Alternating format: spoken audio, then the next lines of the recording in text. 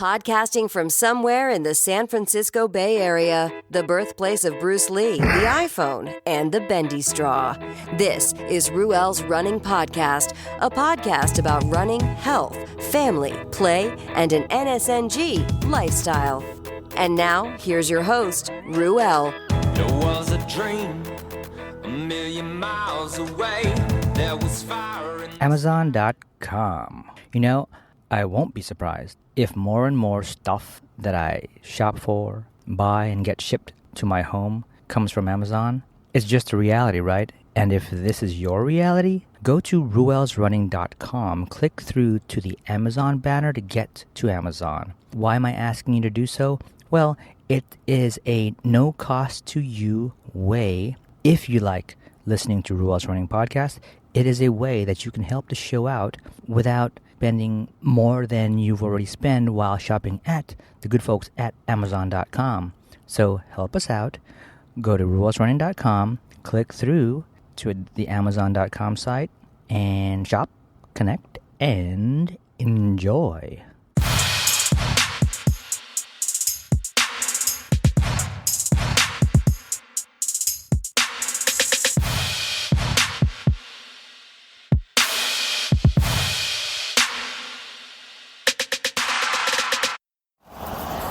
Hey everybody, welcome to Ruel's Running Podcast. This is Ruel Abadam. How are you guys doing?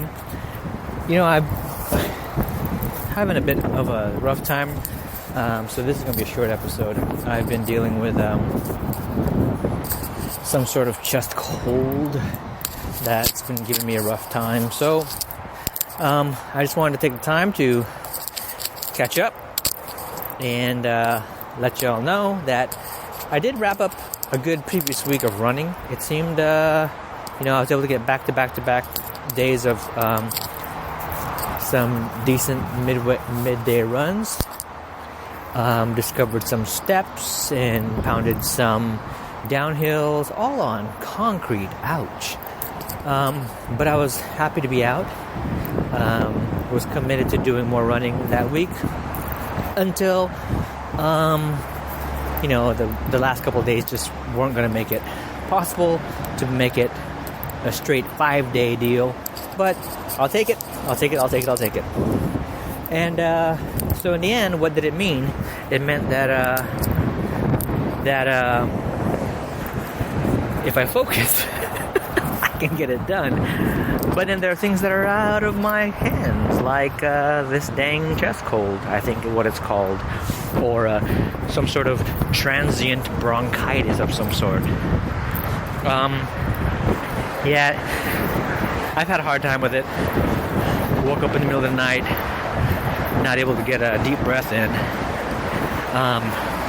Nothing that any hacking or coughing could clear out.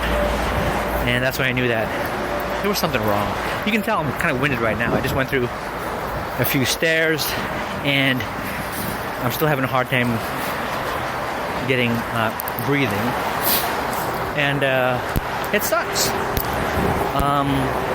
My capacity or ability to get that oxygen is hindered, clearly with what's going on lung-wise, and so I guess that's the health part of this conversation. It all stems from what I believe not managing allergies. You know, I've been in denial for a long time. I've had symptoms, the itchy eyes, the runny nose, the constant accumulation of mucus, the stuffy nose and all that stuff. You know, I talked about it before, how I noticed that when I got in the cold air-conditioned air, my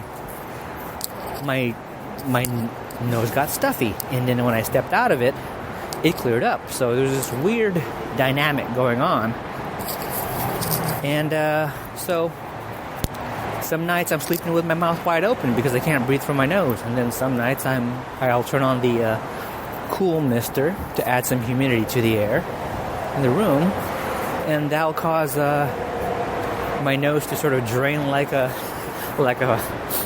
faucet. And I believe that it was one of those nights where I had the cool mister running and all of that drainage was happening in my head and down into my lungs, causing this sort of asthmatic sort of or bronchitis sort of reaction. Got up in the middle of the night about midnight, couldn't breathe well, and was concerned. So took myself to the doctor, and it's funny. The doc says, "What's going on?" This is a urgent care doctor. I'm like, well, I don't know how go about describing it, so I started out with, well, self-diagnosis is, and then he cuts me off. He says, "You can't diagnose yourself. You're not a doctor." And he kind of points at his chest, And he was all fun and light and joking, and I'm like, well, with the internet, anybody could be a doctor. I said, he's a funny guy. Really enjoyable interaction with him, but did that, and in the end, had a whole plan of taking over-the-counter allergy medicines for about a month to manage my symptoms and to hold off any more, of it causing problems with my lungs. And I got a couple prescriptions from the doc as well. So, a little hesitation, but I think I need it, and I'll just kind of go with it and know that the risks are that I'll be taking in stuff that may mess with my gut. But I'll give it a whirl. There's worse things that I've put my body through. So, what am I doing? I'm dealing with allergies. I've got eye drops for my itchy eyes. I've got, that's in the form of, Zatador brand eye drops. So antihistamine drops. My eyes have been causing me a bunch of problems, and I've been, throughout parts of the day, just really rubbing them, and it's been causing the skin around my eyes to get really irritated. So I had to do something about that. Eye drops. I was already on them when I saw the doctor, so he said to continue doing that, and to take the Zyrtec pills, more antihistamines, and I hadn't been on that consistently. I was on it on and off because I wasn't sure if I wanted to be taking stuff that would, mess with my gut. So he said, no, you got to be on it consistent. So I'm like, okay. So I got that going on, and another thing that I was hesitant about was this nasal spray, Flonase, and no, none of these shows are sponsors. I'm just telling stories about what's going on and what I'm doing. And a coworker had mentioned being on it before I saw this doctor, and he says, I heard that it genetically modifies your nose. So I'm like, great. I brought that up with the doctor. He's like, yes, it does. And he kind of does this weird motion. It genetically modifies your nose and opens things up. Again, being joking and playful. And then if it is, there's nothing I can do about it. But I'll be on it temporarily to see what it does for me. So far, I've been managing my symptoms for a few days pretty well because of this plan. And as far as the prescriptions, one was a pill that I take at night because it may cause drowsiness, and it's supposed to help with the lungs. I guess open things up or minimize whatever crap is going on there. And the other prescription was an inhaler, albuterol or something like that. I think someone got in trouble for having their athletes be on it for competition so that they can help their breathing capacity while in competition. So don't do that. And I'm not a competitor in any way, so I just don't want to have another sort of asthma type bronchial spasm thingy going on, because it isn't cool. So I've just dabbled with the inhaler, And I may be doing it more often now that I'm really feeling the impact on my ability to breathe. And even when I talk, I can't project my voice well enough because there isn't enough oomph in my diaphragm and all that, lungs and all that stuff. So yeah, I'm dying, and thank you for your condolences. Any monetary support is appreciated. Thank you. That'll go a long way, making sure that this podcast persists even when I'm gone. Whoa. Oh, the other over-the-counter thing that I'm on is Mucinex. You know, I told the doc that I had some Mucinex DM in the house, so to help with things. The DM portion is the anti-cough component, and I didn't need that because I'm not coughing. I just have this stuff backed up. It's weird because earlier I had just this weird sense to cough, and my mouth was wide open. Fortunately, I was facing out the window in the car, and this little speck of phlegm or whatever just kind of launched out of the back of my throat, you know. So I'm like, okay, I need to do something about that. And so I picked up some maximum strength Mucinex, just the ingredient without the anti-cough suppressant, just the mucus loosener, if you will. So I'm on a bunch of stuff, and it's hard to keep track. It's not part of my flow or my routine, and I don't want it to be. I want to take care of this and be able to perform and whatever, get healthy. But I don't want this to be the rest of my life, if I can help it. You know, yeah, that's that update. And it's interesting because I could run a few blocks, you know, across the parking lot or whatever. I can still run when it's sort of flat and just needs me to just sort of turn my legs over. But then when I really have to use my muscles, like go up like 8 floors in the building, or you know, run up the stairs, that's when when my lungs really need to work, and that's when I feel it the most. I mean, I went up 8 floors yesterday, and I had to take a break at the 5th floor. I was like, oh my God, it's like I'm in mountain elevation, you know, where the air is thin. And so that's where I realized, man, I needed to do something to help encourage recovery here. I can't just sort of let this sort of coast. So that's where I'm at. That's health as far as allergies and impact of breathing and my running is concerned.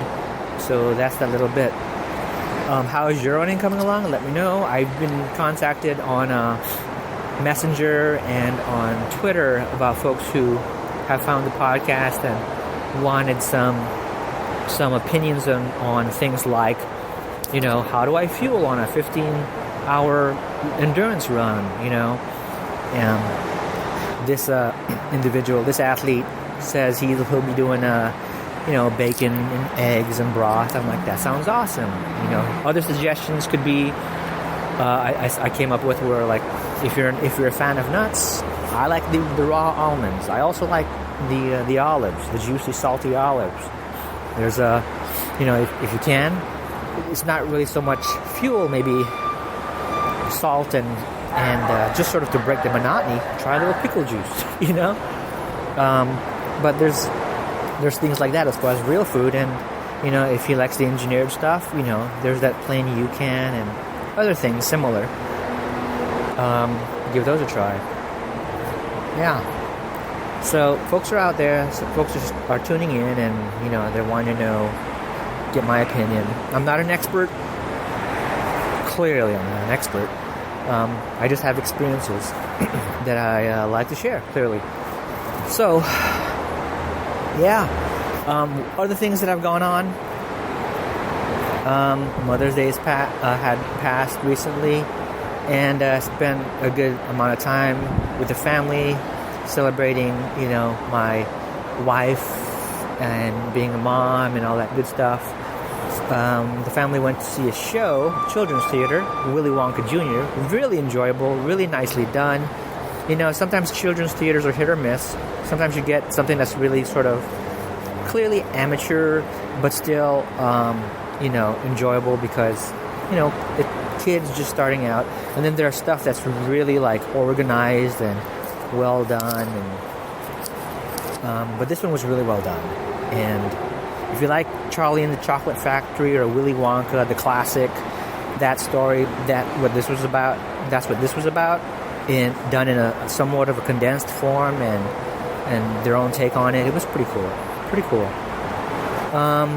Took the family out for dinner. We always do a dinner every now and then, but this one was to commemorate Mother's Day, and we had good fun. Did the dinner. When you have little kids, the strategy, at least our strategy, is go right in the beginning of dinner when the restaurant is, pretty empty, and you can sort of get the layout of the land, and the kids can just kind of be kids. And that's how we rolled. I hope you guys, if anybody celebrated Mother's Day, enjoyed it as well. That's that. Coming up, Rue gives us something else to think about. How vague is that, Ruel? Geez. Could you be any vaguer, Ruel? Well, it's all coming up on Ruel's Running.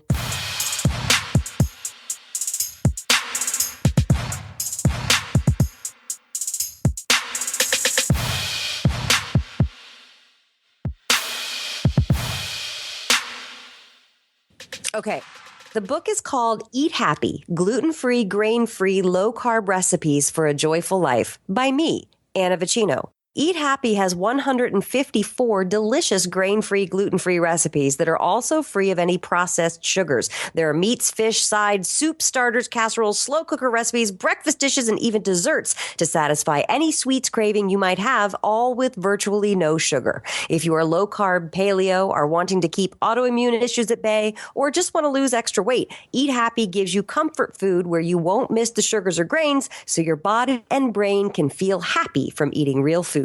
Okay, go get it then. Now's your chance. Yay! Yay!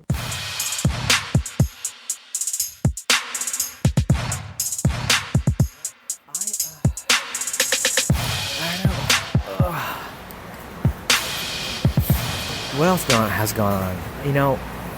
I talked about the accident last episode. If you didn't hear it, I'm pretty sure I did. It was where, there's just a lot of stuff that's been happening, and fortunately some things are kind of on autopilot, and that's kind of a good thing, because the less stress, the better. I can remember a time when I was much younger where every little issue was a big issue, and it was tough. So things like getting into an accident. Fortunately, it wasn't our fault, it was the other party's fault, and we were able to sort of coast right into getting it assessed and repaired and all of that good stuff.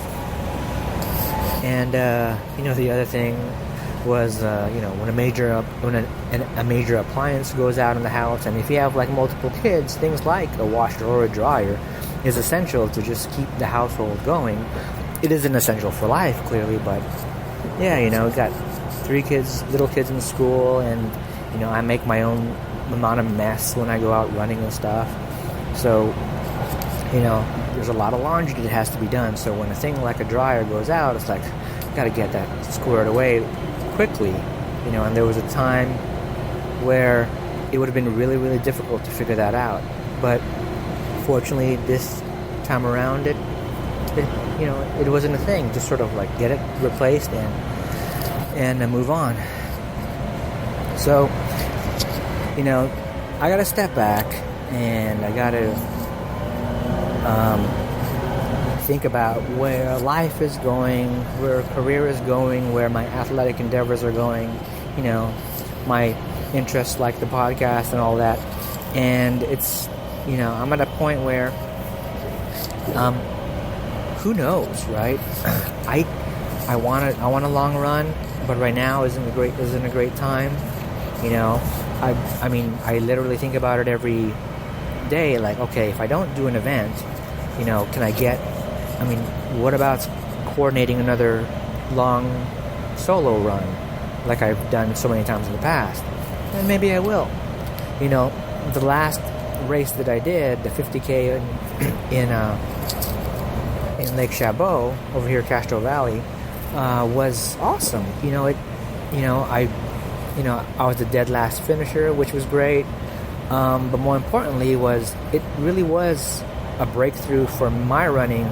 You know, and there's a lot of phenomenal runners out there on that course, in that event, and out there all over the place in this world. And I'm just me. But it was a breakthrough for me because, you know, it showed me that I could, you know, the amount of time that I took was a PR for the distance, not to mention a PR on the terrain on that trail. So what the takeaway there is, when I go out for a long solo run, I could just focus and be really intentional, don't take my time, and do that 50K, you know, in, you know, 8 hours or less, you know, and not have to be away from my family for too long. You know, I could coordinate something like, what if I started a midnight run and wrapped it up at 8 a.m. at home? That'd be sweet, I think, right? It was just me having to get used to running in the dark again, that whole idea. But that's just stuff that I'm playing with, you know. I really like the organized event because I've got that support out there, and you know, it's an event. There's a itinerary, if you will, a schedule, and people and organizers and whatnot, volunteers, so things get done. Whereas if it's a solo run, then I tend to get overly concerned about what's going on at home, and that I need to be home, or I need to be with the family, you know, helping out with things. It's just how I am, you know. I like to imagine, you know, a few years from now, the kids get older, they'll be more independent, they'll care less about where I'm at, you know. I don't know if that's a good thing, but, you know, at least if it gets to that point, I'll have less sort of on my mind when I should be focusing on the run. You know, it's a challenge, it's a struggle, whatever it is, it's just life. It's just how this runner does it, has to do it. Yeah. I don't know. There's, right now at home, you know, you're wondering, folks that are new to the podcast, welcome, by the way, wondering why do I talk about a lot of personal stuff. It's because that's just what this podcast is. Me sharing my experiences, you know. We're at a point where the house has to probably make do a lot of searching, soul searching, and possibly some changes around the house, you know. And I might have mentioned things in the past about challenges with some of the living situation. You know, my mom lives with us. The kids are getting old enough where, you know, her having to take care of the kids is less and less and less. You know, mom can cook, but we don't eat her food anymore. It's just because a lot of things have happened in the past where, you know, we're really paying attention to what we eat, and it's kind of funny because I'll talk about that later. But the point is, like, you know, we gotta think about, you know, what's best for everyone as far as living situation. And, you know, bottom line, we're looking at okay, mom shouldn't have to stick around and feel like, yeah, she has to take care of us because we don't, it's okay now. You know, she can go on with the rest of her retirement, and enjoy, you know, hanging out and doing whatever she wants to do, not feel obligated to help out with the family, because we'll figure it out. And that's that. So lots been going on, and it's going to take away from my sitting behind this mic and catching up. But I really, want to, just make things. I don't know what I'm trying to say. Just things aren't going to be consistent ever with this podcast. I feel I'm just going to have to just roll with life and roll with how things work out. There's things that I'm trying to figure out on my career in software. There's a lot of stuff going on. So I want to step away from that. I want to talk about food. And the past several episodes I've talked about struggling with being as NSNG as possible and having to be not as fit as I want to be, and it's all tied to what I put in my body. So I've really been making more effort to get in more vegetables and sort of clean my act up. Getting in meat and those types of things isn't a problem, but the 4 or 5 years that I've been in this lifestyle, my pattern, or not even a pattern, but the evolution of what I've consumed has shifted so much from green smoothies to bulletproof style coffees to massive salads to no salads to it's just all over the place. But what definitely has happened for the past year, I want to say, is that I've greatly reduced my high vegetable sort of approach to getting nutrients, and that's primarily because I had been experimenting with the intermittent fasting, if you will, the extended fast. It's only a few episodes ago where I talked about dabbling with extending the fast to see what comes of it. And for me, it isn't anything that I'm really sustaining, because it gets to a point where mentally I'm thinking, okay, how long? I'm sort of having this weird competition with myself. How long can I go without eating? And that's not healthy. It should just come natural. If I happen to not be eating anything, it's because I guess I don't have that craving to, or that desire to eat, or the energy need. So periods of not eating have to come naturally. And not forced or scheduled. So that's that. I hadn't spent a whole lot of time updating the website, and I need to.